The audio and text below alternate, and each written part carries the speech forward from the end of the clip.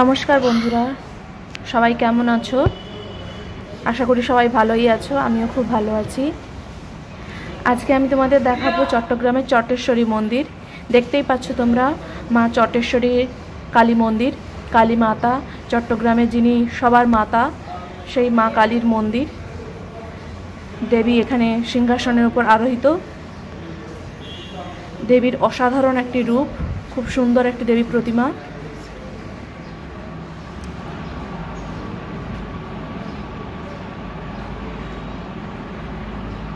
দেবীর পাশে ছোট্ট আরেকটি সিংহাসনও তোমরা দেখতে পাচ্ছ, তাতেও দেবী অধিষ্ঠিত রয়েছেন। পাশে আরও অন্যান্য দেবতারা, বিভিন্ন মূর্তি রয়েছে। মন্দিরটির কারুকার্য গঠন খুবই সুন্দর।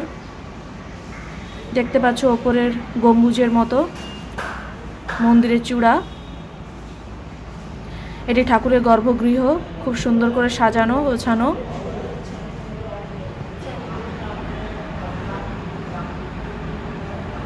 চট্টগ্রাম শহর বাংলাদেশের একটি অন্যতম একটি শহর, বন্দরও বলা যায়। চট্টগ্রাম বন্দর রয়েছে।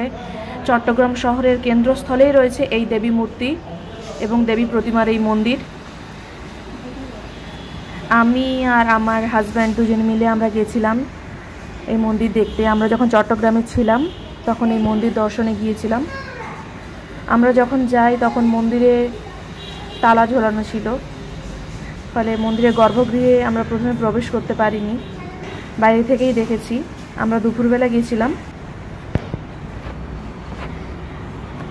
বলা হয় যে এই মন্দিরটি 18 শতকের দিকে নির্মিত হয়েছিল এবং মন্দিরের দেবীকে হিন্দু ধর্মীয় মানুষেরা তাদের নিজস্ব মা বলে মনে করে।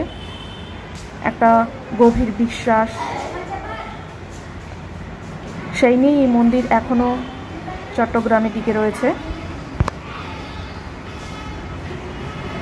বাংলাদেশে যখন স্বাধীনতা যুদ্ধ হয়েছিল সেই সময় পাকিস্তানি সৈন্যরা এই মন্দিরটিকে ক্ষতিগ্রস্ত করেছিল, কিন্তু পরে মন্দিরটি পুনর্নির্মাণ করা হয়। আবার এই মন্দিরটি পুনর্নির্মাণ করেছিলেন চক্রবর্তী পরিবার। ওখানকার চক্রবর্তী পরিবার নির্মাণ করেছিলেন। আগে যে মূর্তিটি ছিল সেটি নিম কাঠের।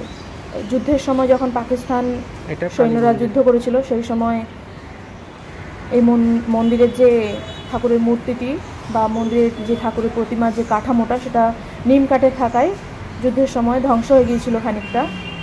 পরবর্তীকালে সেই কাঠামোটা উদ্ধার করে মন্দিরের মধ্যেই রাখা হয়েছে এবং যুদ্ধ শেষ হওয়ার পর এই যে চক্রবর্তী পরিবার, ওনারা এই মন্দিরটি আবার পুনর্নির্মাণ করেছিলেন, আবার নতুন করে দেবী প্রতিমা স্থাপন করেছিলেন। এবং তারাপদ চক্রবর্তী নামে ওই পরিবার, চক্রবর্তী পরিবারের একজন সদস্য, যিনি তারাপদ চক্রবর্তী নামেও পরিচিত, তিনি এই মূর্তিটি ভারতবর্ষ থেকে নিয়ে গিয়েছিলেন এবং নিয়ে গিয়ে ওখানে মন্দির প্রতিষ্ঠা করেছিলেন। এবং এই মূর্তিটি সম্বন্ধে জানা যায় যে এই মূর্তিটি দান করেছিলেন তরুণ কান্তি ঘোষ, এবং যিনি একসময় পশ্চিমবঙ্গের মন্ত্রী ছিলেন, প্রাক্তন মন্ত্রী। উনি এবং তার পরিবার মিলে এই মন্দিরটি পুনর্নির্মাণে সাহায্য করেছিলেন এবং এই মূর্তিটি দান করেছিলেন। মূর্তিটি খুবই সুন্দর এবং মন্দিরের যে কাঠামো খুবই সুন্দর। অনেকগুলি সিঁড়ি ভেঙে ভেঙে মন্দিরে উঠতে হয়। তোমরা দেখতে পাচ্ছ মন্দিরের চূড়া, খুব সুন্দর মন্দিরের কাঠামোটা। পাশেই মন্দিরে একদম সাথেই রয়েছে শিব মন্দির।